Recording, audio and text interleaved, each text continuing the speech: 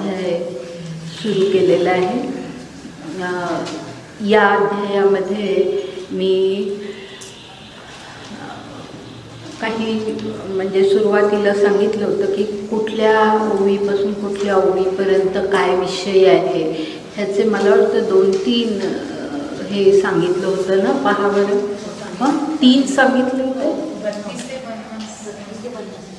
50 पर्यंत सांगितलं ना. 50 ते 67. हां, 50 ते 67 म्हणजे तिसरा हे आहे मुद्दा आहे. त्यातला मुद्दा असं म्हणजे आपण अभ्यासाच्या दृष्टीने करतोय हे मुद्दे. ज्ञानेश्वरीत काही असे मुद्दे पाडलेले नाही. आपल्याला कळावं की इथून ह्या याच्यापर्यंत हा विषय सांगितला आहे हे आपल्याला कळलं पाहिजे म्हणून आपण हा सगळा भाग पाहतो. तर पहिला मुद्दा होता अर्जुनाचा प्रश्न की जो 1 ते 31 ओव्यांपर्यंत होता. त्यानंतर दुसरा होता ज्ञानमार्ग आणि कर्ममार्ग या 2 निष्ठा मानल्या जातात पण त्या पूर्णपणे भिन्न नाहीत असा विचार 32 ते 50 ओव्यांपर्यंत मांडला. आणि त्यानंतर तिसरा मुद्दा आहे तो म्हणजे कर्मत्याग अशक्य 50 ते 67 ओव्या. त्यापैकी आपण 67 आता जर समजा तुम्हाला कुठे अडचण असेल एकदा मी सांगते पण असं पुन्हा पुन्हा विचार का. 1 ते 31 ओव्या पहिला मुद्दा अर्जुनाचा प्रश्न, 32 ते 50 हे ज्ञानमार्ग कर्ममार्ग या निष्ठा याबद्दल आणि तिसरा मुद्दा कर्मत्याग अशक्य 50 ते 67 ह्या ओव्या. आपण यापैकी तिसऱ्या मुद्द्याचं विवेचन सुरू केलं होतं बरोबर आहे. कारण आपण 53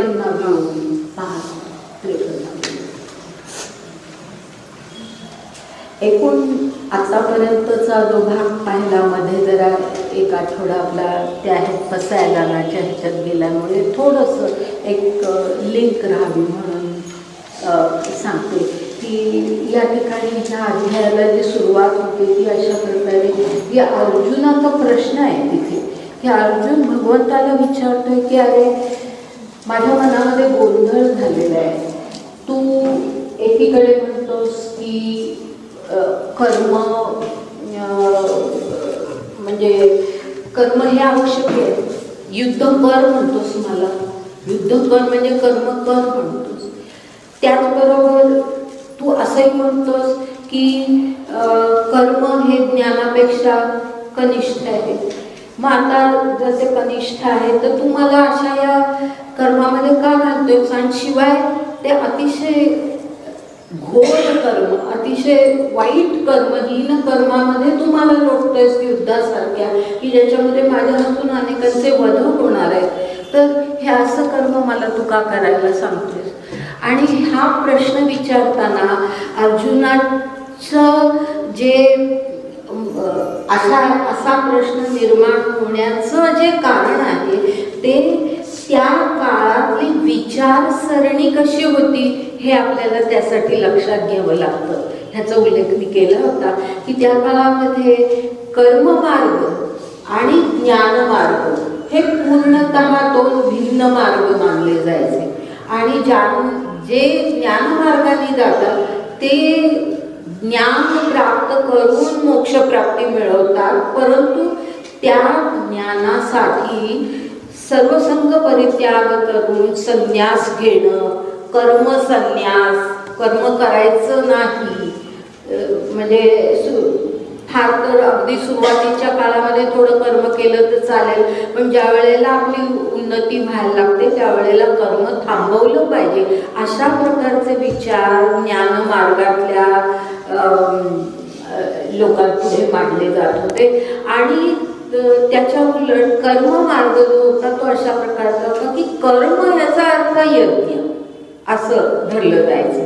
आणि यज्ञ करायचे किंवा पूजा आजच्या जे काही आहे ते सगळं विधीपूर्वक करायचं आणि त्यातून हळूहळू मग आपल्याला मोक्षप्राप्ती होऊ शकते. असे दोन हे भिन्न मार्ग आहेत असं अशा प्रकारची विचारसरणी होती. आणि म्हणून अर्जुनाला हे भगवंत समजावून सांगतायत की ह्या दोन्ही निष्ठा, आणि निष्ठा शब्द का वापरलाय हे मी सांगितलं होतं, आता पुन्हा सांगत नाही, पण ह्या दोन निष्ठा मीच सांगितलेल्या आहेत. पण ह्याचा अर्थ असा नाही की हे पूर्णतः भिन्न मार्ग आहे. शेवटी दोन्ही मार्गांचं साध्य काय आहे? मोक्षप्राप्ती. आणि जे काही फळ मिळतं कुठल्याही मार्गाने तुम्ही गेलात तरी जे फळ मिळतं ते शेवटी मोक्षप्राप्ती हेच असतं. तर त्यामुळे ह्या मार्गाने जा नाही तर त्या मार्गाने जा. फक्त एवढंच आहे की ते म्हणतात की पक्षी जसा एका झेपेमध्ये फळाकडे पोचतो तसा माणूस पोचू शकत नाही. माणसाला हळूहळू एका फांदीवरून दुसऱ्या फांदीवर जावं लागतं, म्हणजे क्रमाक्रमाने माणूस पोचतो.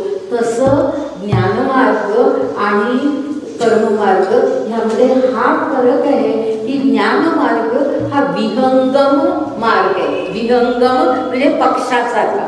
पक्षी जसा झेप घेतो तसा ज्ञानी एकदा का त्याला ते ज्ञान प्राप्त झालं की त्याच्या पुढे कशाचाही त्याच्यामध्ये अडथळा येत नाही आणि त्याला परमात्मा अनुभूती मिळते आणि मोक्षप्राप्ती होते. तर तो मार्ग आहे तो विहंगम मार्ग आहे.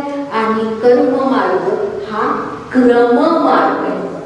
कर्म मार्ग हा क्रम मार्ग आहे. जसं माणूस एका फांदीवरून दुसऱ्या फांदीवर तिथून पुढे असा जातो आणि मग ते फळ मिळवू शकतो, त्याचप्रमाणे ह्या दोन मार्गांमध्ये हा फरक आहे. आणि हा फरक जो आहे तो जसं पक्षाच्या क्षमतेमध्ये आणि माणसाच्या क्षमतेमध्ये फरक आहे ना, म्हणून ते दोन वेगळ्या प्रकारे जातात. तसंच आहे की जे साधक मोक्षप्राप्तीसाठी प्रयत्न करत असतात त्यांच्या क्षमतेमध्ये फरक असतो. कोणी ज्ञानमार्गाने जाऊ शकतो, कोणी कर्ममार्गाने जाऊ शकतं, पण कुठल्याही मार्गाने गेलं तरी शेवटी साध्य तेच. तर अशा प्रकारे ते त्याला समजावून सांगतात. आणि त्याचबरोबर आता ज्ञानाला जरी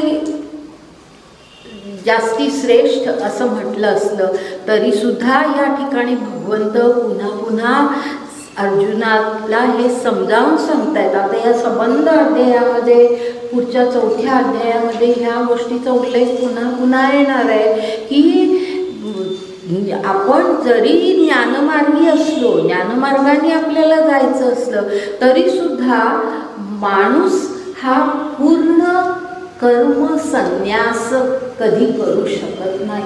कर्माचा त्याग, पूर्ण त्याग माणूस कधीच करू शकत नाही. हे इथपर्यंत आपण आलो होतो की कर्मत्याग ही अशक्य गोष्ट आहे.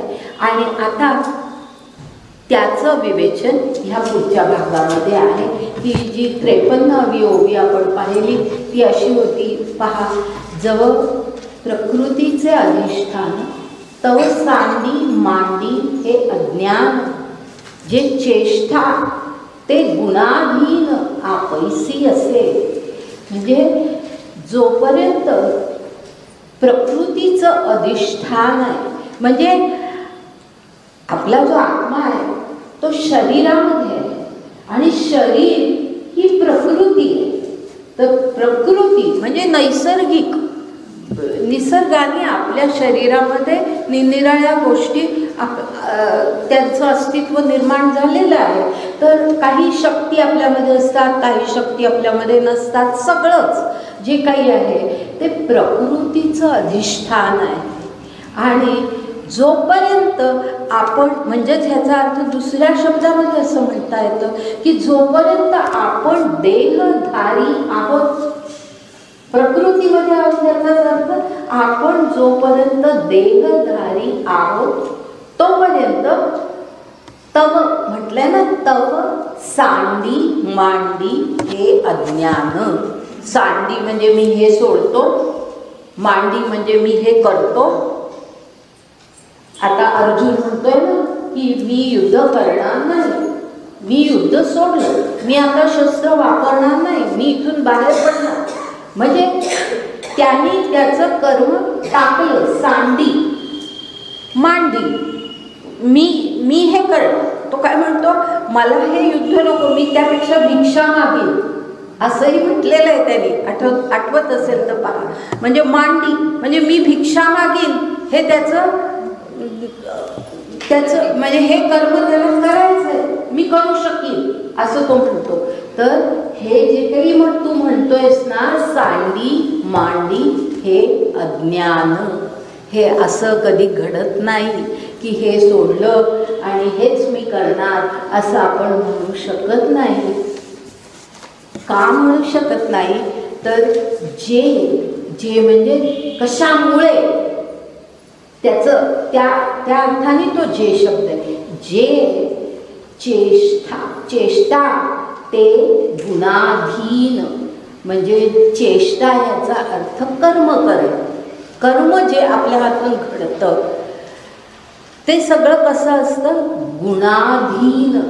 म्हणजे सत्व रज तम हे जे गुण आपल्यामध्ये आहेत त्याप्रमाणे आपल्या हातून कर्म होत असतात. चेष्टा म्हणजे आपलं कर्म, आपला प्रयत्न, आपण जे काही करतो ते क्रिया, ती क्रिया ही गुणाधीन असते. कारण प्रकृती गुणांनी व्यापलेली आहे. प्रकृतीमध्ये 3 गुण आहेत आणि अर्थातच आपण जर शरीरामध्ये आहोत म्हणजे प्रकृतीमध्ये स्थित आहोत, तर अर्थातच ते 3 गुण आपल्यामध्ये येतात आणि म्हणून आपण गुणांच्या अधीन असतो. आपण काही ठरवून हे मी करणार नाही, ते मी करीन असं आपण करू शकत नाही. आपण प्रकृतीच्या गुणांच्या अधीन असतो. आणि गुण ह्याचा अर्थ लक्षात घ्या की गुण ह्याचा आपण व्यवहारामध्ये अर्थ नेहमी जो असा घेतो की गुण म्हणजे काहीतरी चांगले गुण आणि दोष असा अर्थ घेतो, पण तो अर्थ इथे नाही. गुण ह्याचा अर्थ आपण प्रकृतीमध्ये असल्यामुळे आपल्या ज्या नैसर्गिक शक्ती आहेत किंवा ज्या मूलभूत आपल्या शक्तीची अंग आहेत ते गुण. म्हणजे एखादा माणूस जन्मतः राजसिक जास्त असेल, एखादा माणूस जास्त तामसिक असेल, एखादा माणूस जास्त सात्विक असेल, त्याच्या दैवानी त्याला अनेक कारणं आहेत ज्यांचा उल्लेख पुढच्या विवेचनांमध्ये येणार आहे. परंतु अशा प्रकारे असे गुण घेऊन आपण जन्मतो. आता अर्जुन जो आहे तो क्षत्रिय राजकुमार आहे, म्हणजे त्याच्यामध्ये उपजतच मुळी राजसिक गुण जास्त आहेत. प्रत्येकामध्ये 3ही गुण असतात, सात्विक असतात, राजसिक तामसिक, 3ही गुण प्रत्येकामध्ये आपल्या प्रत्येकामध्ये आहेत. काहीचं प्रमाण कमी, काहीचं जास्त असं असू शकतं. आता हा राजसिक गुण घेऊन जन्मलेला अर्जुन जो आहे त्याने जरी समजा युद्ध करायचं सोडलं, शस्त्र टाकली, निघून गेला, तरी त्याच्या पुढे जे काही घडणार आहे, त्याच्या भावंडांना जे काही सहन करावं लागणार आहे, युद्धामध्ये पुढच्या ज्या काही घटना घडणार आहे, कोणाचे वध होणार आहे, हे सगळं पाहिल्यानंतर जो राजसिक गुण घेऊन जन्मलेला अर्जुन आहे तो मनातून स्वस्थ होईल का? मन स्वास्थ्य कधीतरी त्याला लाभेल का? नाही लागणार. कारण त्याचं मुळे उपजत जे काही गुण आहेत ते तशा प्रवृत्तीचे आहेत. आणि म्हणून भगवंत त्याला असं सांगतात की प्रत्येक माणूस ज्या क्रिया करतं करतो त्या क्रिया गुणाधीन असतात. आपण त्या थांबवू शकत नाही, त्या गुणाधीन असतात. आपैसी असे म्हटले. आपैसी म्हणजे निसर्गतःच, आपोआपच. आपण काही ठरवून ते करू शकत नाही. आपोआपच आपल्यामध्ये ते असतं. एखादा माणूस सात्विक असेल तर तो सात्विक ते दिसतंच त्याच्यामध्ये, त्याच्या वागण्यामध्ये, आणि ते आपोआपच आलेलं असतं. निसर्गतः तो गुण घेऊन तो जन्मलेला असतो. आपैसी. आता पुढे जातोय आपण. देखे विहित कर्म जे तुले, ते सळे जरी ओसंडिले, तरी स्वभाव काय निमाले इंद्रियांचे. म्हणजे पहा अर्जुना, देखे. देखे म्हणजे अर्जुनाला म्हटले, अर्जुना पहा, विचार कर. जे विहित कर्म आपलं असतं, विहित म्हणजे जे परिस्थितीनुसार आपल्याला प्राप्त झालेलं जे काही आपलं कर्तव्य असतं ते विहित कर्म. विहित कर्म. तर असं जे विहित कर्म असतं की आता अर्जुनाने त्या ठिकाणी युद्ध करणं आवश्यक आहे, ते त्याचं विहित कर्म आहे, त्याचं कर्तव्य आहे. तर ते जे विहित कर्म आहे ते सळे जरी ओसंडिले. सळे याचा अर्थ अत्यंत हटवादानी, आग्रहाने नाही मी करतो. सळे म्हणजे अगदी हटवादीपणे, हट्टानी. हट्टानी साधा शब्द, हट्टानी जरी आपण ओसंडिले म्हणजे सोडलं, जे विहित कर्म आहे ते अगदी हट्टाने आपण सोडलं, तरी स्वभाव काय निमाले इंद्रियांचे. इंद्रियांचे जे स्वभाव असतात ते काही थांबतात का? आणि आता इंद्रिय जेव्हा म्हणतात ना त्यावेळेला जशी ही कर्मेंद्रिय आहे, हात पाय वगैरे, ज्ञानेंद्रिय आहे, डोळे, कान, नाक, त्वचा, ही सगळी आपली ज्ञानेंद्रिय आहे. त्याचप्रमाणे मन, बुद्धी यांनाही इंद्रिय म्हणतात, लक्षात घ्या. तर इंद्रिय हा जो शब्द वापरला आहे त्याच्यामध्ये हे सगळं येतं. जरी ज्ञानेश्वरांनी त्या सगळ्याचा उल्लेख इथे केला नसेल, थोडाफार केलेला आहे, पण जरी सगळा केला नसेल तरी सुद्धा आपल्याला ते माहिती असलं पाहिजे की इंद्रियांचे स्वभाव म्हणजे आपलं मन समजा हळूवार आहे तर त्याच्यावर परिणाम होणारच. आपलं मन जर अत्यंत कठोर आहे तर कशाचा आपल्यावरती परिणाम व्हायला खूप वेळ लागतो. म्हणजे हे सगळं असतं.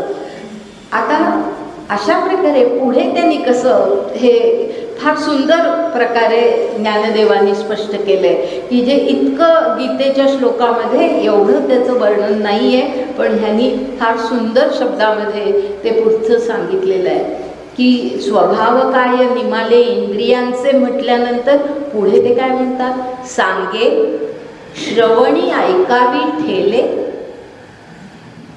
सांग अर्जुना, श्रवणी म्हणजे कानांचं श्रवण हे त्यांचं कर्म आहे, तर ते ऐकावे ठेले म्हणजे त्यांना कानांना आपल्या ऐकूच येईन असं झालं. जे काय घडतं ते आपल्या कानांना ऐकू येईन असं झालं. म्हणजे ऐकणं हा कानांचा स्वभाव आहे. तो काय गेला का निमाला, म्हणजे तो काय संपला का? तर सांगे श्रवणी ऐकावे ठेले. आता सगळं तसंच पुढे पहा की नेत्रीचे तेज गेले. डोळ्यांना दिसतच नाही आता काही, पुढे काय चाललंय हे आपल्याला दिसतच नाही. म्हणजे डोळ्यांनी पाहणं हा डोळ्यांचा धर्म आहे, त्यांचा स्वभाव आहे, तो त्यांनी टाकला का? हे नासारंध्र बुझाले परिमळ नेघे म्हणजे नाक काय बंद झालं, नासारंध्र म्हणजे नाकाची भूक काही बुझाली, परिमळ नेघे म्हणजे त्यांना वास येईनासा झाला. इंद्रियांचे स्वभाव सांगतायत ते की ते नाकाला वास येणार. मग तो संन्यासी जरी असला, समजा रानावनातून जातोय तिथे फुलांचा सुंदर सुवास येतोय, त्याला काही वास आल्याशिवाय राहणार आहे का? वास येणारच त्याला. म्हणजे नासारंग का बुझाले परिमळ नेघे, ना तरी याचा अर्थ किंवा प्राणापान गती. प्राणापान गती म्हणजे प्राण अपान म्हणजे श्वासोश्वास. श्वासोश्वास थांबला का? श्वासोश्वास थांबला का? जरी तिथे तो शब्द थांबणं असा नसला तरी सुद्धा ते अभिप्रेत आहे तिथे. तर श्वासोश्वास थांबला का आपला?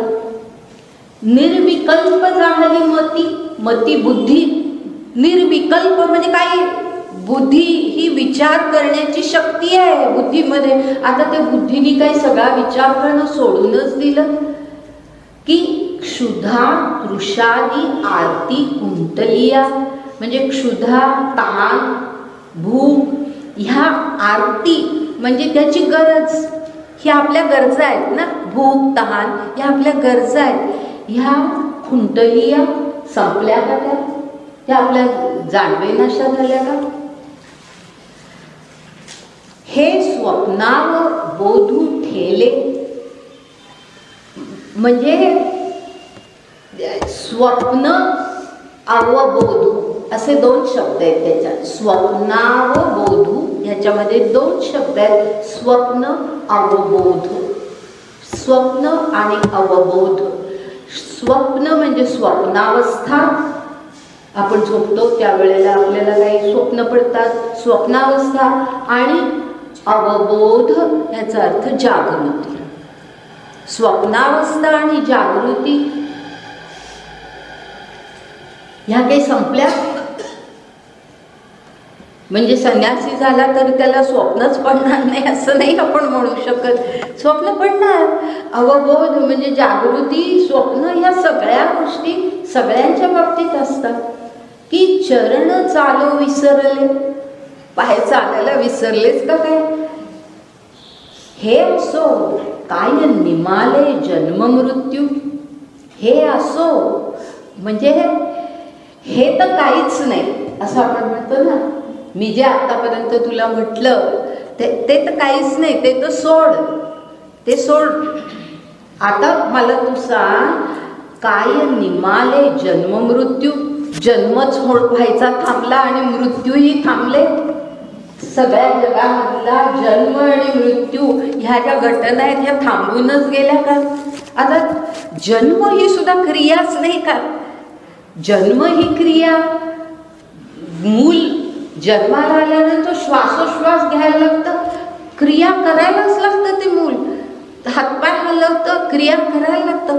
मृत्यू एकदम सगळं थांबून जातं. म्हणजे ह्या ज्या क्रिया करणं, क्रिया न करणं, सांडी मांडी हे दोन्ही त्याच्यामध्ये आहे. तर हे सगळं थांबलं का? हे न ठकेची जरी काही तरी सांडिले ते काय, म्हणून कर्म त्यागू नाही प्रकृती म्हणता.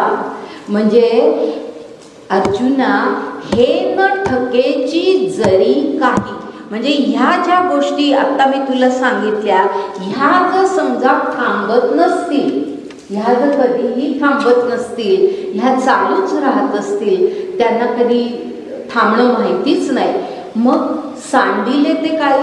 मग सोडलं काय आपण? आपला श्वासोश्वास चालू आहे, आपल्या अंगातलं रक्ताभिसरण चालू आहे, आपल्या हृदय आपल्या सगळ्या आतले जे अवयव आहेत ते सगळे अवयव कार्य करत आहेत, सगळं चालू आहे. मग सोडलं काय आपण? सोडलं काय? म्हणून कर्म त्यागू नाही प्रकृती म्हणता. प्रकृती म्हणत म्हणजे शरीरधारी माणूस. शरीरधारी माणूस.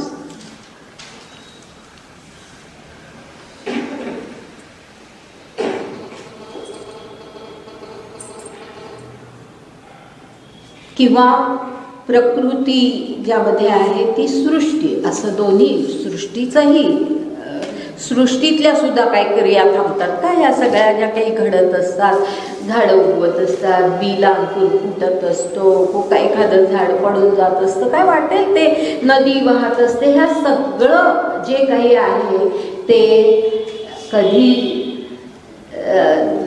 थांबत नाही. म्हणजे प्रकृतिमंत जो आहे, म्हणजे आपण असो, शरीरधारी माणसं असो, शरीरधारी जनावरं असोत, भूत कोणी भूतमात्र असोत किंवा सृष्टी असो, कर्मत्याग नाही. कर्मत्याग हा कधी घडतच नाही. आता ही 58वी ओवी झाली. त्याच्यानंतर आता एकदम 60वी ओवी आपण पाहतो. मधली ओवी काही ओव्या तेच सांगितलं जातं म्हणून मी गाळते तशा गाळती आहे. 60वी ओवी आहे. देखे रथी आरूढीजे मग निश्चळा बैसीजे तरी चळा होनी हिंडीजे परतंत्रा. म्हणजे अरे अर्जुना, समजा असं बघ, विचार कर, आपण रथामध्ये बसलोय, आपण काही चालत नाही, आपण हालचाल करत नाही, अगदी ठाण मांडून आपण रथामध्ये बसलोय, पण तरी तो रथ हल्ला की आपणही त्याच्याबरोबर हलतोच ना. म्हणजे रथाची गती ही आपल्यालाही दुसरीकडे नेतेच. म्हणजे क्रिया आपण नाही केली पण त्या रथाबरोबर आपण जातोच. म्हणजे हे काय सांगतात, प्रकृती आपल्याला नेतेच, प्रकृती आपल्याला कर्म करायला लावतेच. तर अशा प्रकारे म्हणून रथाचं उदाहरण दिलेलं आहे की रथी आरूढीजे, म्हणजे रथामध्ये जर आपण बसलो, मग निश्चळा बैसीजे, हालचाल न करता एकदम स्वस्थ बसून राहिलो, तरी चळा होनी हिंडीजे परतंत्रा, जे जणू काही परतंत्र असल्यासारखे, आपल्या हातात काही नाही. आता रथ जसा जिथे जाईल आणि ज्या गतीने जाईल त्या गतीने आपण जातो. म्हणजे आपल्या क्रिया चालू राहते.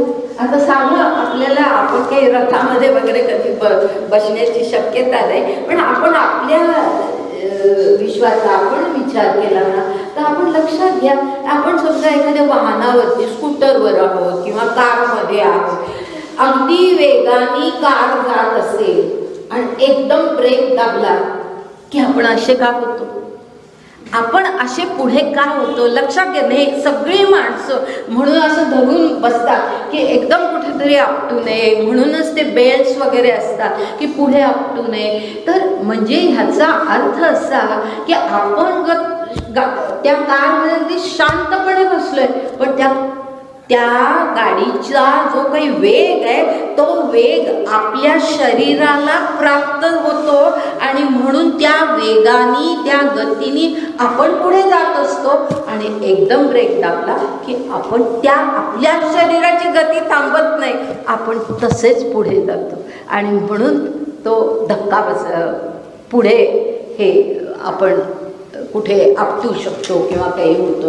ह्याचा अर्थ असा की जसं रथाचं उदाहरण आहे तसं आपण आपल्या सध्याच्या जीवनातलं उदाहरण सुद्धा आपण घेऊ शकतो.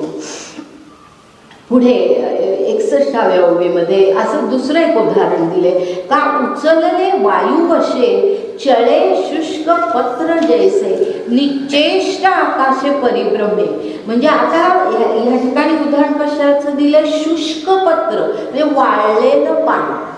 वाळलेलं पान, त्याला काही म्हणजे जीवही नाही, वाळून गेलेलं आहे.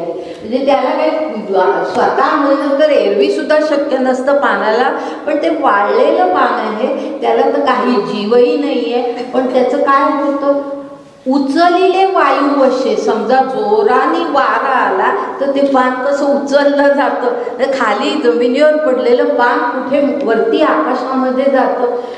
निचेष्ट आकाशे परिभ्रमे, गरगर गरगर, ते जसा वाऱ्याच्या ह्याच्याबरोबर ते निर्जीव पान सुद्धा हलतं.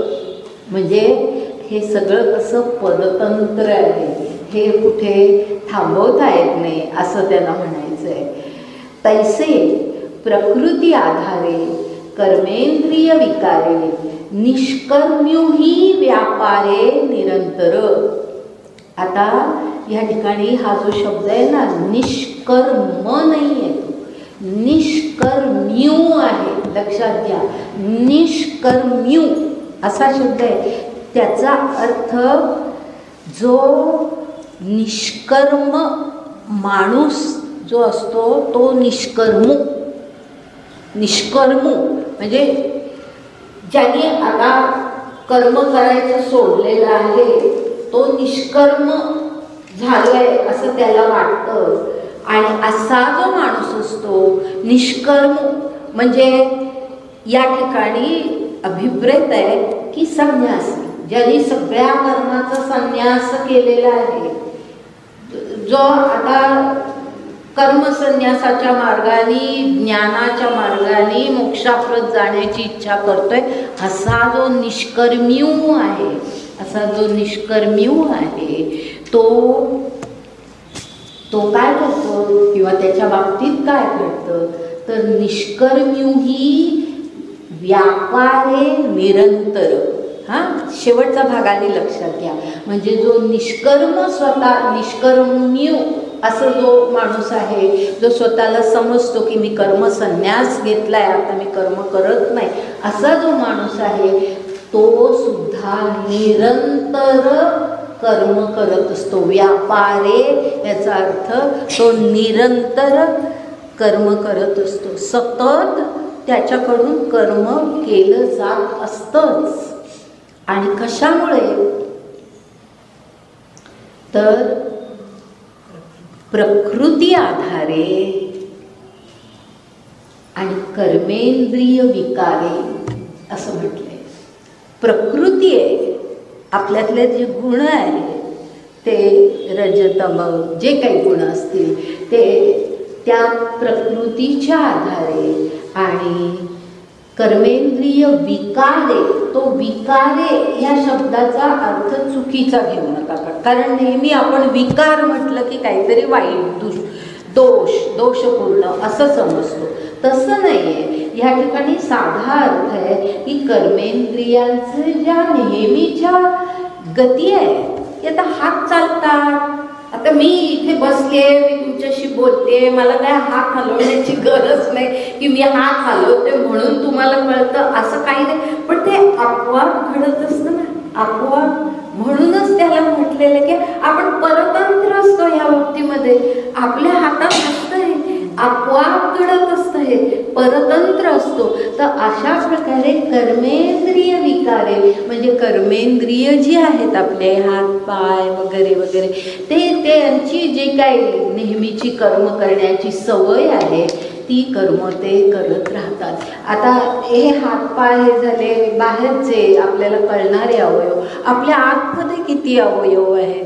आता जे मगाशी मी म्हटलं की अन्नपचन पहा होत असतं, रक्ताभिसरण होत असतं, हृदयाची क्रिया चालू असते, फुफ्फुस हलत असतात, किती किती गोष्टी, सगळ्या ज्या गोष्टी आहेत ती ते विकार म्हणून नाही, त्याचा अर्थ चुकीचा घेऊ नका. विकार याचा अर्थ त्यांचे नेहमीचे व्यवहार आहेत, त्यांचे जिभेला चव कळलीच पाहिजे, डोळ्यांना दिसलंच पाहिजे, कानांना ऐकू आलंच पाहिजे, त्वचेला स्पर्श कळलाच पाहिजे. हे जसं आहे तसंच आपले हात पाय. फार वेळ पहा, अगदी आपल्याला खूप वाटतं की आता खूप दमलंय, काही हालचाल करू नये, बसून राहू. किती वेळ आपण बसतो. सगळ्या आपण बायका आहोत आणि आपल्याला सगळ्यांना माहिती की अगदी दमतो कामाने आणि बसतो आपण, पण फार वेळ नाही बसत, कंटाळा येतो ते बसण्याचा. आपल्याला असं वाटतं काहीतरी हालचाल करावी, काहीतरी काम करावं, काहीतरी हात डोक्याला उद्योग, हाताला पायाला उद्योग, काहीतरी पाहिजे असतो आपल्याला. तर हे जे आहे ना ते त्याला विकार म्हटलं. म्हणजे विकार ह्याचा चुकीचा अर्थ घेऊ नका. तर असा जो निष्कर्म्यू आहे तो माणूस सुद्धा प्रकृती आधारे कर्मेंद्रिय विकारे निरंतर काही ना काहीतरी व्यापार ह्याचा अर्थ म्हणजे आपला व्यापार जो असतो तो नव्हे, व्यापाराचा अर्थ काहीतरी क्रिया. क्रिया. व्यापार म्हणजे क्रिया. क्रिया कर्म निरंतर करत असतो. म्हणून संगू जव प्रकृतीचा तव त्यागू न घडे कर्माचा. सहज कळलं असेल ना आता. हा, संगू जव प्रकृतीचा तव त्यागू न घडे कर्माचा. ऐसी याही करू म्हणती तयांचा आग्रहीची पुरे. म्हणजे जे जे असे असतात की म्हणतात की नाही नाही नाही आम्ही आता सगळ्या कर्मांचा त्याग केलेला आहे असं म्हणणारे जे असतात त्यांचं काय होतं, त्यांचा फक्त तो हट्टाग्रह आहे ना की मी काम करत नाही अशी मनाची जी फक्त स्थिती, तेवढा आग्रहच त्यांचा शिल्लक राहतो. प्रत्यक्षामध्ये तसं घडत नाही. प्रत्यक्षामध्ये ती माणसं सुद्धा त्यांचे हे सगळे इंद्रियांचे व्यापार चालू असतात. आता या ठिकाणी ह्या 63व्या ओळीच्या इथे हा नाही, अजून पुढे जाऊ, अजून थोडं पुढे आहे. तिसरा भाग पाहतो ना आपण, तर अजून पुढच्या थोड्या ओव्या त्याच्यामध्ये आहे.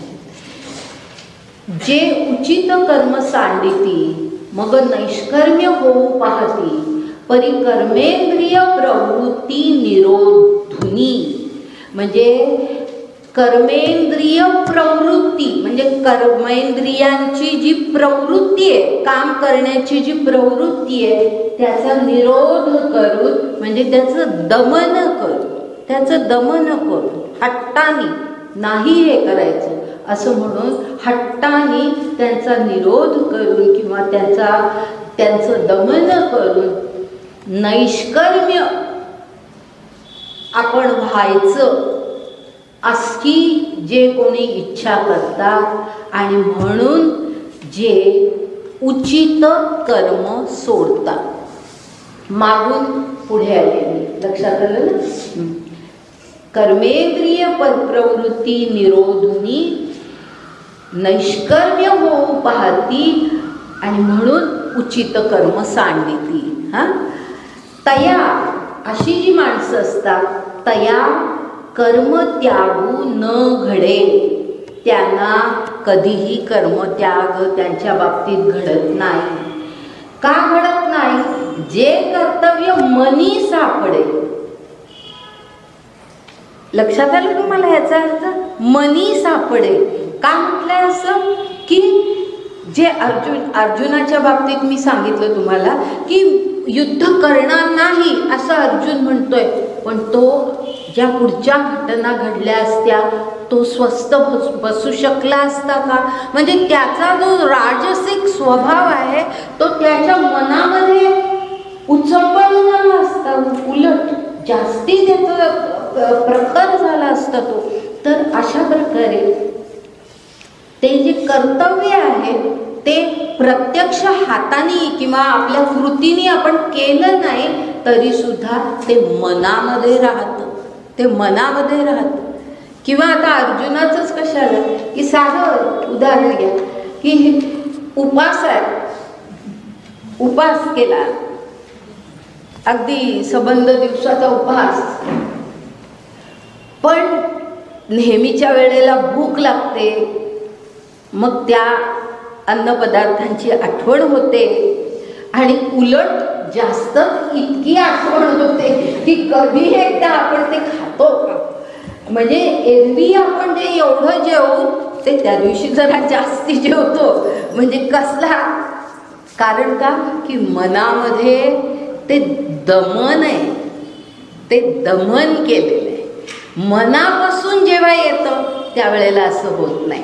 पण बऱ्याच लोकांच्या बाबतीमध्ये असं, ज्यांचं, मी सगळ्यांच्या बाबतीत बोलत नाही हा, काहींच्या बाबतीमध्ये मनापासून घडत असेल ह्या गोष्टी, पण ज्यांच्या बाबतीत घडत नाही त्यांचं असं होतं की उलट ते मन आणखीन मागतं की पाहिजे मला, किंवा घरामध्ये काहीतरी दुसरं केलेलं आहे आवडीचं ते खावंसं वाटतं वगैरे वगैरे. म्हणजे कर्तव्य मनी सापडे, मनामध्ये ते राहतच इच्छा, ते जी करायचं आहे ती इच्छा राहते. आणि मग काय म्हटलंय, वरी नटती ते पुढे पुढे दरिद्र जाणं. म्हणजे नुसतं आपण नैष्कर्म्य आपण साधतो ह्याचं बरोबर नाटक करतात. नाटक पुढे म्हटले, पुढे याचा अर्थ आपल्याला दाखवतात, जगाला दाखवतात की आम्ही असे आहोत, आम्ही असे वैरागी आहोत, आम्ही असं करतो वगैरे वगैरे. हे सगळं जगाला दाखवण्यासाठी केलेलं नाटक असतं ते. आणि ते म्हणजे दांभिकपणा असतो. नाटक याचा अर्थ की दांभिकपणा असतो. तो मनातून गेलेली नसते इच्छा, फक्त बरोबर दाखवलं जातं म्हणून त्याला नाटक असतं. आता जो नट असतो एखादा कुठलाही नाटकामध्ये काम करणारा, तो काही खरं त्याचं सगळं घडत असतं का? ते काही त्याचं आयुष्य नसतं, त्याचं आयुष्य काहीतरी वेगळंच असतं. पण पुढे लोकांच्या पुढे किती सुंदर सगळं ॲक्टिंग करून तो आपला जो काही रोल आहे तो दाखवत असतो. म्हणजे लोकांपुढे दाखवणं वेगळं आणि प्रत्यक्ष आतमध्ये असणारी हे वेगळी. हे एक मला आठवण झाली म्हणून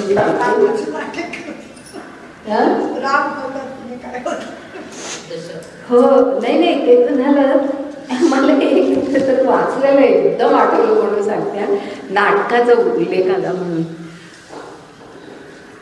शेक्सपियरची जी नाटकं होती इंग्लंडमध्ये,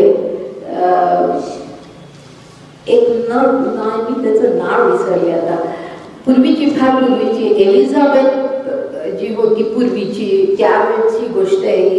आणि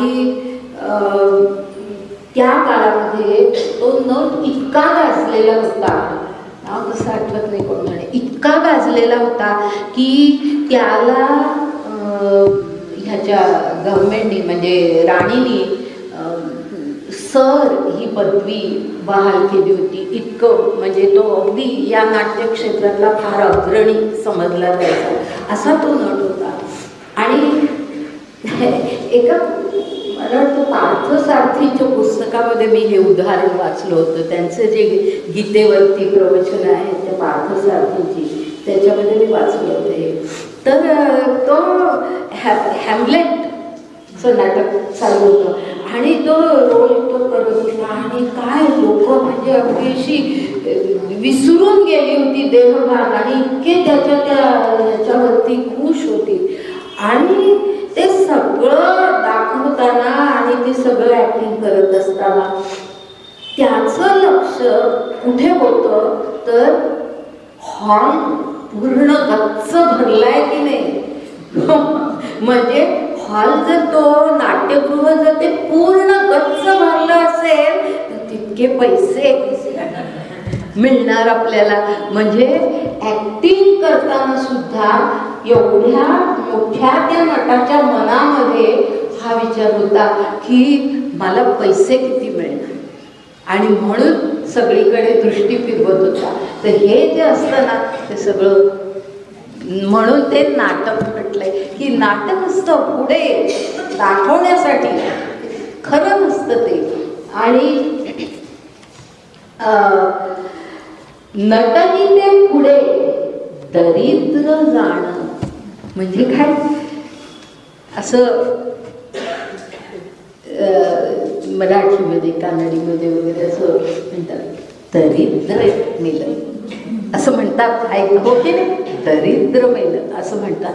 आता ह्याचा अर्थ म्हणजे दरिद्रीच माणूस आहे असं.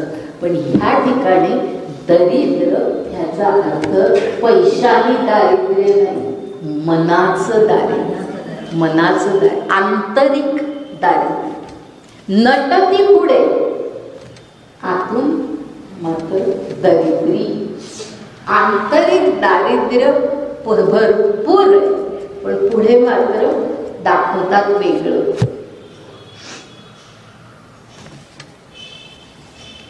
ऐसे ते पार्था विषयासक्त सर्वथा, ओळखावे तत्वता येथ भ्रांती नाही. म्हणजे पार्था अशी जी माणसं असतात ती खरं म्हणजे विषयासक्त असतात. त्यांना सगळे इंद्रियांच्या विषयांचे सुख त्यांना हवी असतात, ती कुठेही त्यांना टाकायची नसतात. तर ते विषयासक्त आहे हे तत्वतः म्हणजे आपण मनापासून ओळखावं. येथ भ्रांती नाही म्हणजे तू मनात अजिबात भ्रांती आणू नको, मनामध्ये तू कधी याबद्दल शंकाच बाळगू नको. ही सगळी माणसं खरी विषयासक्त असतात. आता इथे जे आहे ना, मी तुम्हाला 67 म्हटलं पण तुम्ही ते 66 करून घ्या. ह्या 66 ओळीपर्यंत तो तिसरा मुद्दा आहे की कर्म कधी टाकता येत नाही. हा तिसरा मुद्दा, कर्मत्याग अशक्य आहे, हा तिसरा मुद्दा 66 ओळीपर्यंत आहे. आता 67व्या ओळीपासून, कारण काय झालंय की गीतेतला श्लोक आणि ज्ञानेश्वरांच्या ओव्या ह्याच्यामध्ये थोडा कुठेतरी वर खाली असं होतं. तर त्यामुळे ही ओळी खरं म्हणजे खाली आलीच ती तरी हरकत नव्हती, पण ती वरती त्या आधीच्या ओव्यांची जोडून आहे. पण आपल्या दृष्टीने आता हा चौथा मुद्दा आहे. आणि चौथा मुद्दा असा आहे की निष्काम कोण, म्हणजे खरा निष्काम कोण, खरा निष्काम कोण.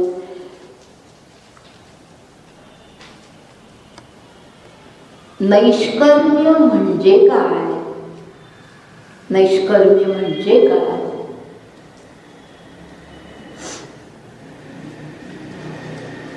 आणि आणखी एक असं म्हणेन मी की खरा संन्यासी कोण. निष्काम कोण, संन्यासी तो निष्काम ना, तो म्हणून खरा संन्यासी कोण हे आता पुढच्या या चौथ्या मुद्द्यामध्ये आहे.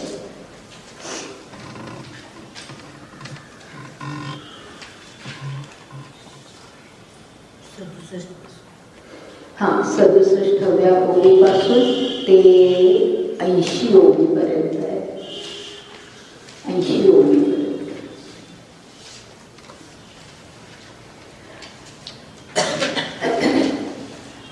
आता 67व्या ओळी पाहतोय आपण.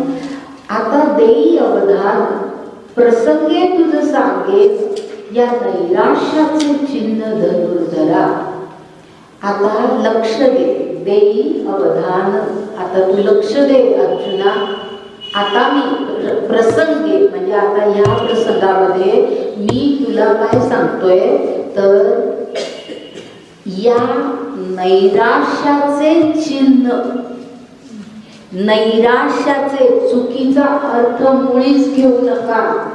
नैराश्य याचा अर्थ आपण काय घेतो, ज्याला काही आशा नाही, पेसिमिस्टिक, ज्याला काही आशा नसते असा, तर तो अर्थ इथे नाहीये. तो अर्थ मुळीच इथे नाहीये. या ठिकाणी नैराश्य म्हणजे आशारहित, आशारहित किंवा निष्काम, आशारहित किंवा निष्काम, आशारहित किंवा निष्काम असा जो पुरुष असतो. पुरुष म्हणण्यामध्ये माणूस असंच आपण म्हणूया. आशारहित किंवा निष्काम असा जो माणूस असतो त्याचं चिन्ह म्हणजे त्याची लक्षण, त्याची लक्षण की ओळखायचा कसा की हा माणूस आशारहित आहे, आशारहित आहे, निष्काम आहे. हे कसं ओळखायचं, त्याची लक्षणं कोणती, तर आता मी तुला ती सांगतो. लक्ष देऊन ऐक धनुर्धरा. आता ह्याच्या पुढे जे आहे ना फार सुंदर आणि फार महत्वाचं आहे. जो अंतरी दृढ, मी संबंध वाचते हा, जो अंतरी दृढ परमात्मरूपी गुढू बाह्य तरी रूढू लौकिक जैसा, एवढा अर्थ स्पष्ट करते आधी. जो अंतरी आतमध्ये दृढ दृढ आहे, स्थित आहे. स्थित हा शब्द माहिती आहे आपल्याला. आता स्थित प्रज्ञ हा शब्द आपण शिकलो. तो स्थित आहे, तो दृढ आहे, त्याची निष्ठा आहे. म्हणजे तो कधी विचलित होत नाही त्याच्या या म्हणजे वागण्यामध्ये किंवा विचारांमध्ये. तो जो अंतरी दृढ म्हणजे आतमध्ये अंतःकरणामध्ये जो स्थित आहे, निश्चल आहे, परमात्मरूपी गुढू. ह्याचा अर्थ कळला असेल ना की त्याला फक्त त्याचं सगळं लक्ष कशावर केंद्रित झालंय? परमात्म स्वरूपावर. बाकी ह्या लौकिक जीवनावरती त्याचं लक्ष नाही. त्याचं लक्ष सगळं परमात्म स्वरूपावरती दृढ हे झालेलं आहे. त्या ठिकाणी त्याचं लक्ष आहे परमात्म स्वरूपावरती. गुढू म्हणजे त्या मग्न आहे. आणि पुढे काय म्हटलंय हे फार महत्वाचं आहे. बाह्य तरी रूढू लौकिक जैसा, म्हणजे बाहेर तो कसा असतो, अंतरामध्ये तो अत्यंत स्थित असतो, परमात्म्यावरती त्याचं लक्ष केंद्रित झालेलं असतं. पण बाहेर तो कसा वाटतो, बाहेर तो कसा दिसतो, तर बाह्य तरी रूढू लौकिक जैसा. ह्याचा अर्थ असा की लौकिकामध्ये, ह्या लौकिक जीवनामध्ये सामान्य माणसं जशी वागतात, सामान्य माणसांच्या वागण्याच्या ज्या रूढ पद्धती असतात, तो रूढू शब्द म्हणून आलेला आहे हा.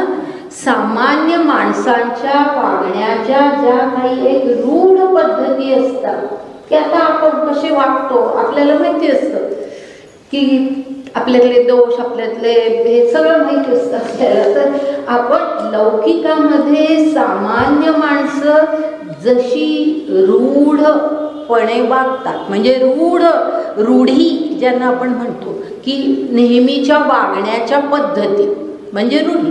तर सामान्य माणसांच्या ज्या काही वागण्याच्या पद्धती असतात तशाच त्याच्या असतात.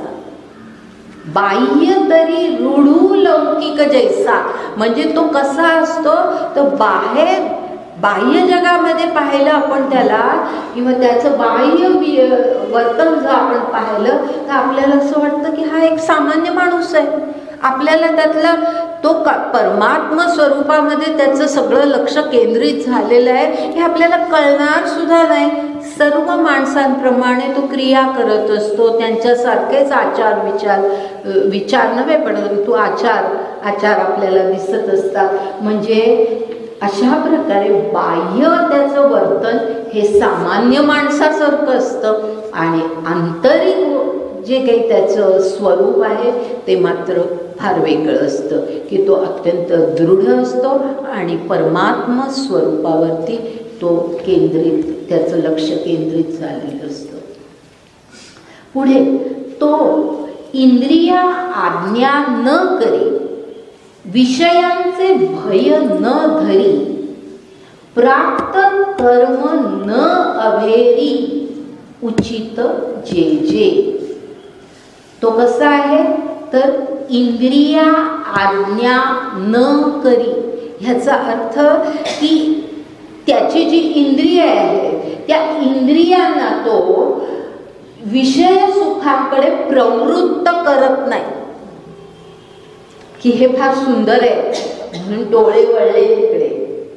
हा, एखादी सुंदर तरुणी जाते की पुरुषाचे डोळे तिकडे वळले की हे जे असतं ते अशा प्रकारचं की इंद्रिया आज्ञा. कारण आपल्या इंद्रियांना आपण आज्ञा करतो की आपण बघत राहायचंय अशी डोळ्यांना आज्ञा करतो. एखादा सुंदर वास येतोय आपल्याला हवा असतो की मग ते आपण इंद्रियांना आज्ञा करतो की इथेच थांब असं. तर एकूण तो इंद्रियांना आज्ञा कधी करत नाही, म्हणजेच विषय सुखांकडे तो कधी प्रवृत्त करत नाही. इंद्रियांना आज्ञा ह्याचा अर्थ तो की विषय सुखांकडे तो कधी इंद्रियांना प्रवृत्त करत नाही.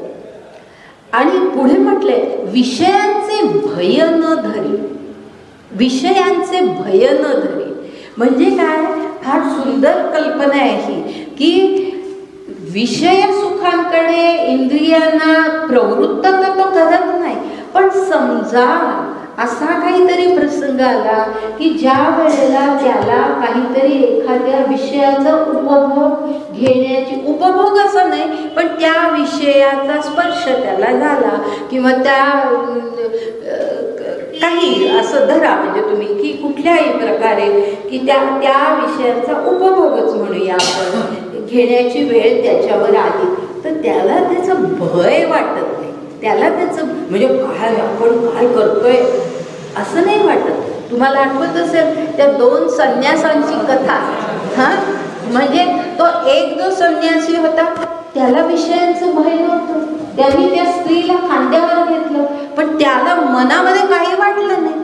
दुसरा होता त्याने काही केलं नाही पण तरी सुद्धा त्याच्या मनामध्ये भयंकर चलबिचल झाली ह्या सगळ्या प्रकारामध्ये.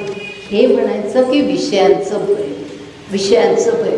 किंवा मी आणखी एक उदाहरण सांगितलं होतं पहा, शुकमुनींचं की श्रीकृष्णाच्या तिथे ते गेले आणि नारद आणि शुकमुनी आणि मध्ये द्रौपदी येऊन बसली तर द्रौपदीचा स्पर्श झाला म्हणून काही शुकमुनींना भय वाटलं नाही. नारद मात्र पटकन बाजूला सरकले.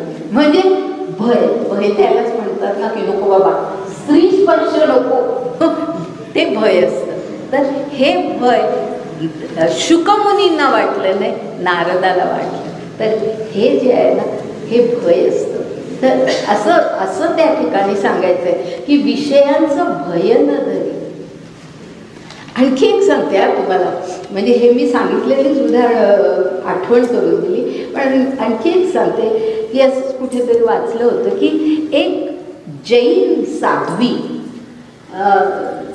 ती काम करत असे, गरीब माणसांची सेवा करणं, झोपडपट्टीमध्ये त्यांच्याबरोबर ती राहत असे, त्यांच्याच झोपड्यांमध्ये ती राहत असे आणि त्यांना शिक्षण देणं, त्यांना स्वच्छता सांगणं, त्यांना म्हणजे हायजीन वगैरे ज्या गोष्टी आपल्या नेहमीच्या जीवनात असतात ह्या त्यांना शिकवणं, यासाठी ती झोपडपट्टीमध्ये राहत होती आणि कार्य करत होती.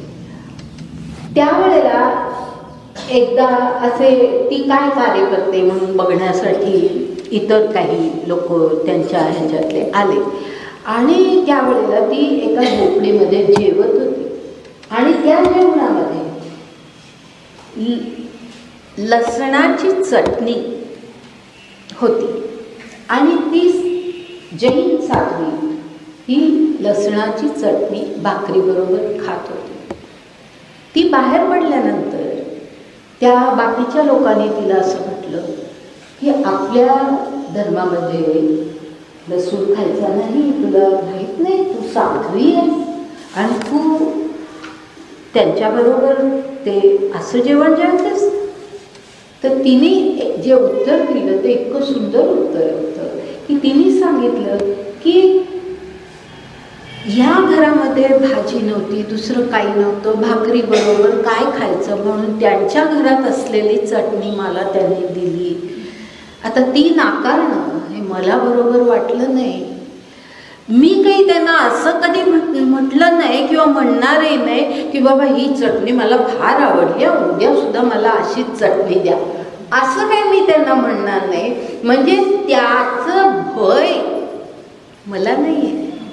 आज गरज आहे त्या परिस्थितीमध्ये ते खाण्याची, म्हणून मी ते खाल्लं. हे जे तिचं उत्तर आहे ना, तेच या ठिकाणी आहे की विषयांचं भय नाही, इंद्रियांना आज्ञाही करायच्या नाही, मला हे हवं म्हणायचं नाही.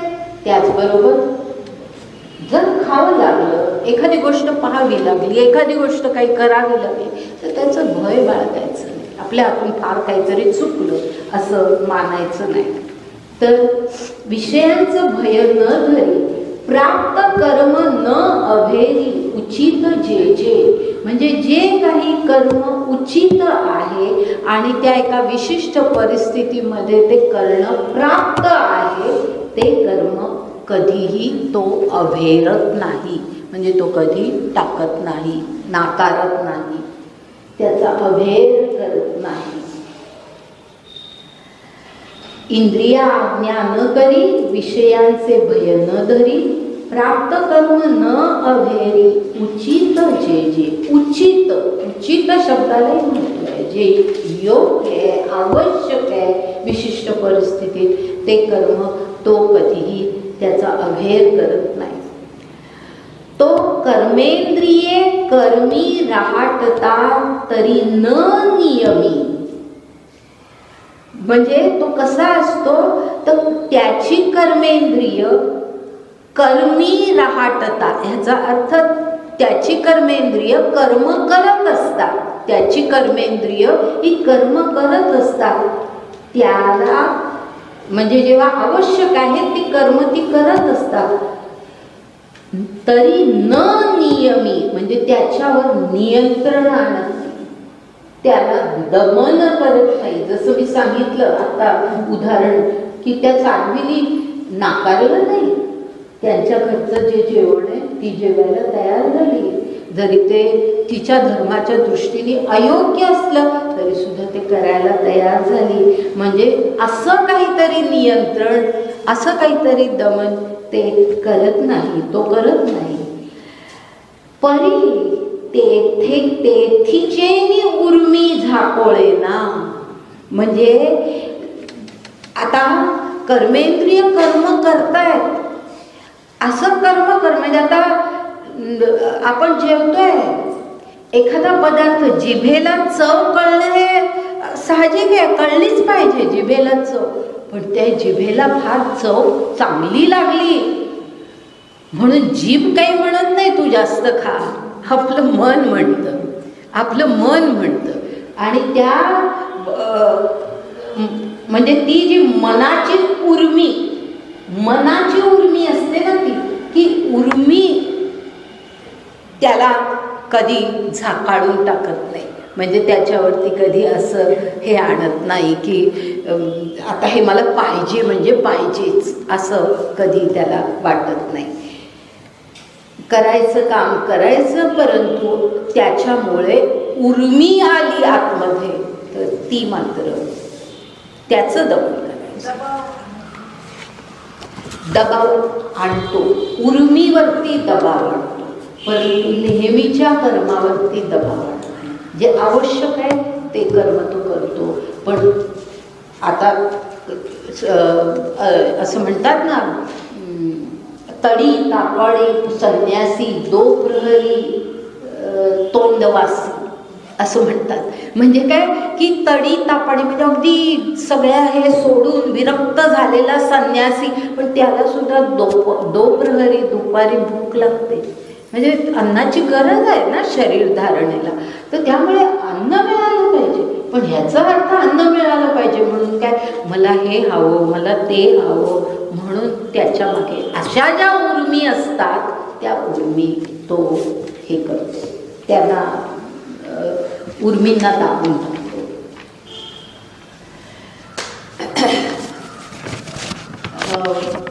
तो पुढे जातो, तो कामना मात्रे न घेपे, मोहमळे न लिंपे, जैसे जळी जळे न शिंपे पद्मपत्र.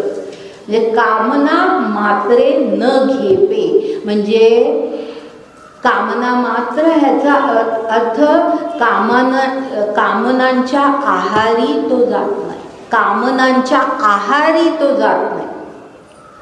न घेपे, घेपे म्हणजे कामनांच्या आहारी तो जात नाही. मोहमळे न लिंपे म्हणजे मोह जे असतात ना, सगळे आपल्याला हे पाहिजे ते पाहिजे ते पाहिजे, सगळ्या प्रकारचे जे मोह असतात त्या मोहानी तो लिंपून जात नाही, लिप्त होत नाही, त्या मोहांनी तो वश होत नाही. मग तो कसा असतो तर जैसे जळी जळे न शिंपे पद्मपात्र. तो शिंपे शब्द आहे ना, त्याचा अर्थ भिजणं असा आहे. भिजणं, भिजणं. तो अर्थ कळला की या शब्दांचा अर्थ कळेल. जळी जळे न शिंपे पद्मपत्र. कमळाचं पान हे पाण्यातच असतं. जळी, ळीवरती अनुस्वार आहे पहा, म्हणजे जळामध्येच असतं, पाण्यामध्येच असतं. पण जळे पुन्हा तिथे अनुस्वार आहे, त्या पाण्याने ते भिजत नाही, ते भिजत नाही. पाणी थोडंफार पाणी येतं पद्मपत्रावरती, कमळाच्या पानावरती, पण असं झटकलं की लगेच निघून जातं. आता हे भिजणं हा जो शब्द आहे ना, आता ह्याची थोडी तुलना आपण केली की बरोबर लक्षात येईल की कापड कसं असतं पहा.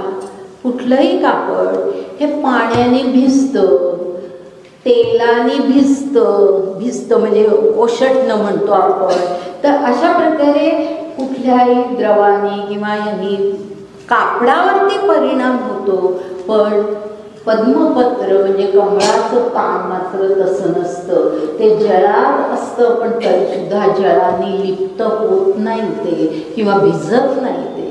म्हणजे हे का सांगितलंय, ही उपमा आपल्यापुढे का ठेवली आहे की तो कसा असतो की सर्वसाधारण जगामध्ये सामान्य लोकांबरोबरच तो राहत असतो, पण तरीसुद्धा सामान्य लोकांचे जे काही आचार विचार असतात त्याने तो लिप्त होत नाही, तो वेगळा असतो. आणि म्हणूनच पुढे पहा, पुढच्या ओळीमध्ये आणखी तर स्पष्ट शब्द वापरलाय. तैसा म्हणजे हे उदाहरण देऊन पुढे म्हटलंय, तैसा संसर्गा माझी असे सकळांसारिखा दिसे जैसे तोय संगे आभासे भानुबिंब. म्हणजे संसर्ग शब्द आहे पहा, अगदी ज्या अर्थाने संसर्ग हा शब्द आपण व्यवहारात वापरतो तोच अर्थ इथे. संसर्ग म्हणजे काय, एखाद्या रोगाचा संसर्ग होणं म्हणजे तो रोग एकाचा दुसऱ्याला लागणं, त्याच्यापासून तो दुसरीकडे जाणं, तो संसर्ग असतो. तर म्हणून इथे तोच शब्द वापरलाय, तैसा संसर्गा माझी असते. म्हणजे सामान्य सगळ्या लोकांमध्ये तो राहतोय की जी लोक त्याच्यासाठी नाहीच आहे, ती फार सगळ्या इंद्रियांच्या सुखांना आकर्षित होणारी अशी लोक आहेत, त्यांच्या संसर्गामध्ये राहून सुद्धा, लक्षात आलं ना, त्यांच्याच बरोबर हा राहतोय. तो काही कुठे रानावनात जाऊन राहिलेला नाहीये, सगळ्यांच्या सारखाच तो आहे. तो संसर्गा माझी असे म्हणजे संसर्गामध्येच, म्हणजे त्याला खरं म्हणजे तो संसर्ग लागला असता, पण संसर्गा माझी असे सकळांसारिखा दिसे जैसे तोय संगे आभासे भानुबिंब. म्हणजे पुन्हा आणि एक उपमा दिलेली आहे किंवा उदाहरण दिलेलं आहे की ज्याप्रमाणे भानू म्हणजे सूर्यबिंबाचं प्रतिबिंब, भानुबिंब म्हणताना ते आहे सूर्याचं प्रतिबिंब. सूर्याचं प्रतिबिंब तोय म्हणजे पाण्यामध्ये पडतं, सूर्याचं प्रतिबिंब पाण्यामध्ये पडतं. आपल्याला लांबून तो सूर्यच वाटतो, इतकं ते अगदी जणू काही दुसरा सूर्य आहे असं म्हणावं, असं इतकं ते त्या सूर्यासारखंच ते दिसतं. तर ते भानुबिंब म्हणजे सूर्याचा पाण्यामध्ये पडलेलं प्रतिबिंब जे असतं ते तोय संगे आभासे, म्हणजे ते अगदी पाण्यामध्ये सूर्यासारखाच भास देतं. पण म्हणजे सूर्य पाण्यात पडलाय असं वाटावं इतका भास होतो. पण ते सूर्यबिंब काही त्या पाण्याने भिजत नाही, विझत नाही. भिजणं हे काही त्याच्या बाबतीत होत नाही. किंवा पाण्याबरोबर ते हलतं पण तरी सुद्धा त्याच्यावरती काहीही परिणाम त्या पाण्याचा तसा होत नाही. म्हणजे जोपर्यंत सूर्य आहे तोपर्यंतच त्याचं प्रतिबिंब आहे. सूर्य गेला की ते बिंबही जाणार आहे. तर पाण्याचा आणि त्याचा संपर्क हा केवळ नाममात्र आहे, आभास आहे. तैसा सामान्यत्वे पाहिजे तरी साधारणची देखिजे, एरवी निर्धारिता नेणिजे सोय जयाची. म्हणजे सामान्यत्वे पाहिजे, पाहिजे याचा अर्थ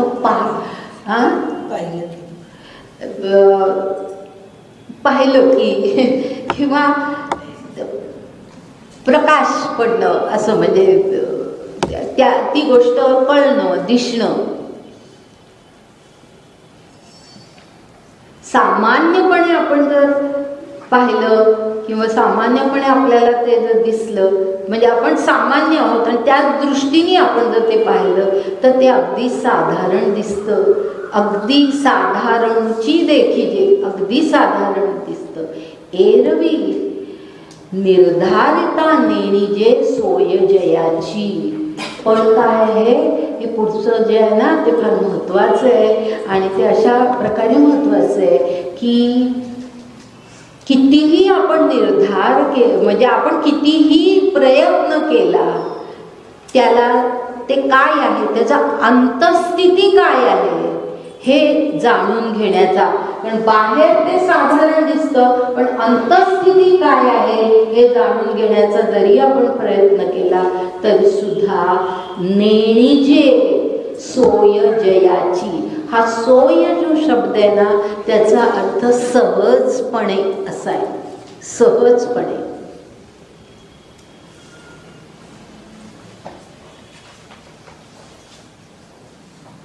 सहजपणे असा त्याचा अर्थ आहे.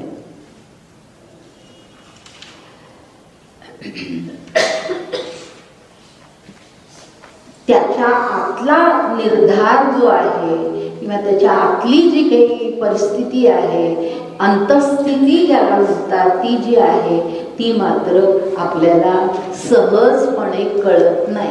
आपल्याला तो सामान्यांसारखाच दिसतो. ऐसा चिन्ही चिन्हितू देखसी तोची मुक्तू आशापाश रहितू ओळखपा. म्हणजे अशी लक्षणं ज्याची असतील, चिन्ही चिन्हितू म्हणजे अशी लक्षणं ज्याची असतील तो पुरुष किंवा तो माणूस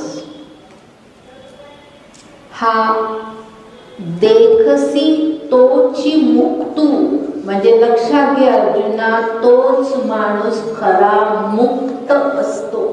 तोच माणूस खरा मुक्त असतो.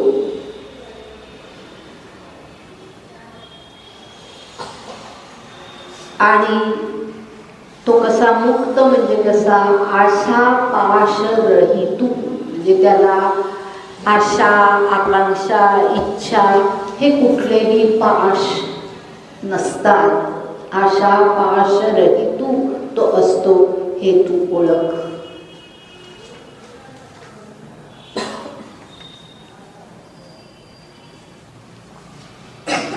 पुढचा शब्द म्हणजे भगवंत एक फार महत्त्वाची गोष्ट इथे सांगतात की अर्जुना तोची योगी म्हणजे अर्जुना, अशाच माणसाला मी योगी म्हणतो. योगी, संन्यासी, समाधिस्थ असे जे सगळे शब्द आहेत त्याच माणसाला मी योगी म्हणतो. कारण नाहीतर योगी हा शब्द कोणालाही अलीकडच्या काळामध्ये तर लावला जातो, पण इथे भगवंत स्पष्ट सांगतात की अशाच माणसाला मी योगी म्हणतो. विशेष जे जो जगी, म्हणजे जगामध्ये, म्हणजे सामान्य जगामध्ये, मुद्दाम सामान्य शब्द वापरते मी, सामान्य जगामध्ये जो विशेष आहे. सामान्य, सगळं जग सामान्य आहे, त्यामध्ये तो विशेष आहे. त्याचं जे काही स्थान आहे, त्याची जी काही लक्षणं आहेत ती सगळी फार विशेष आहे.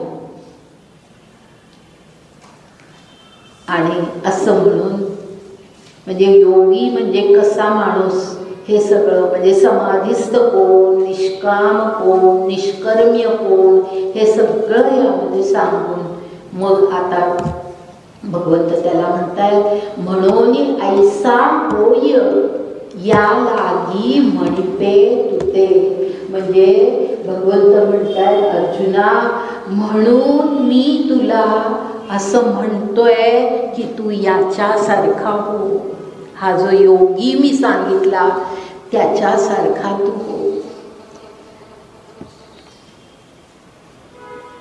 आणि हे मी अगदी पहिल्यापासून सांगत आलेली आहे की भगवंतानी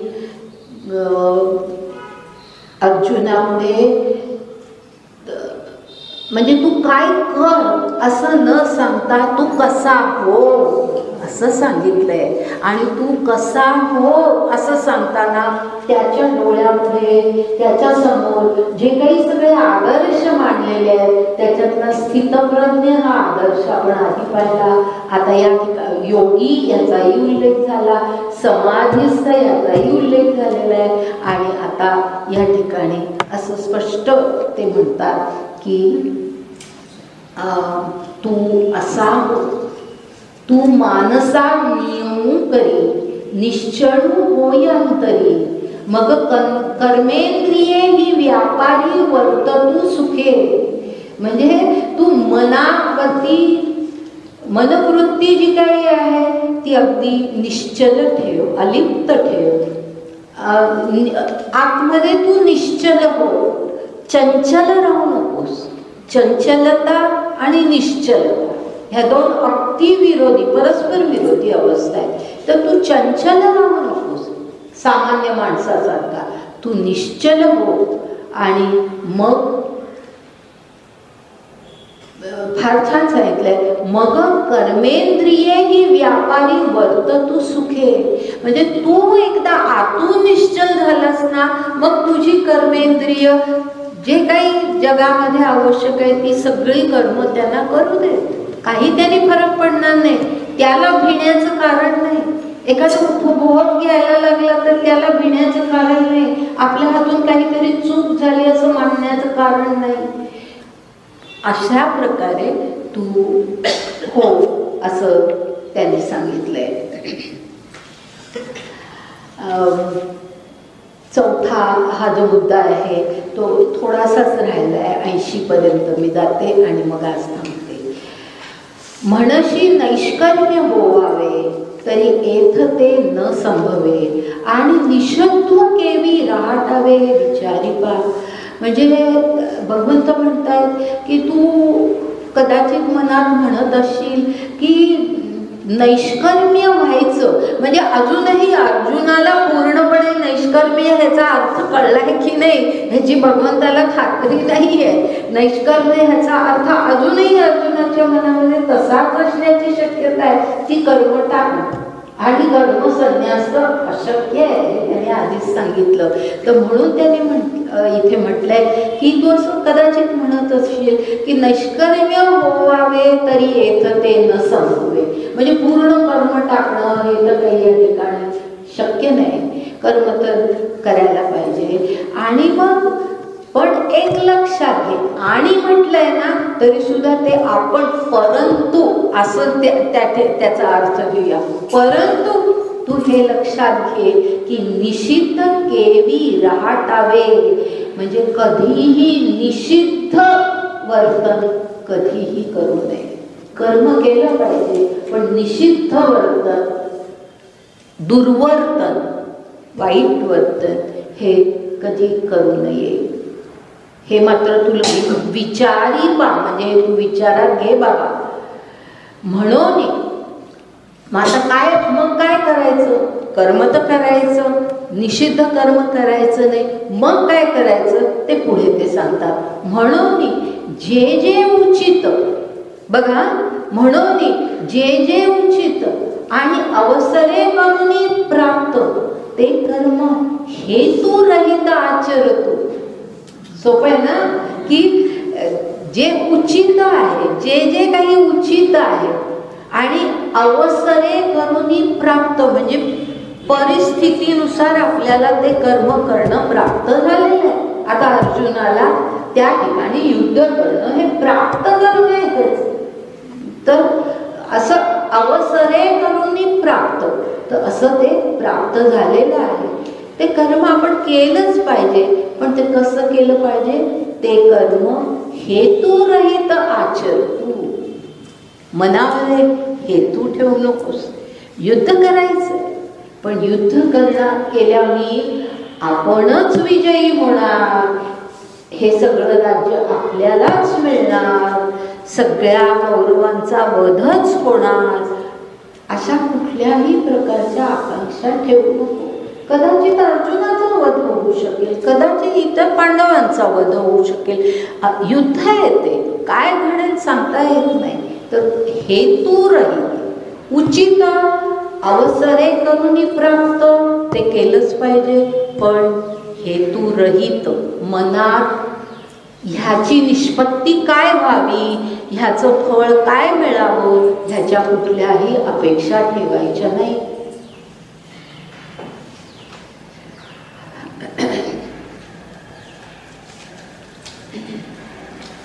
आता पुढे जाते मी. 80 ओवी पाहते. देखे अनुक्रमाधारे स्वधर्म जो आचरे तो मोक्षु तेणे व्यापारे निश्चित पावे. आता उचित कर्म म्हणजे काय हा प्रश्न होतो की नाही निर्माण, की आता अर्जुनाचं ठीक आहे युद्ध आहे, पण बाकीच्यांच्या दृष्टीने उचित काय कसं ठरवायचं?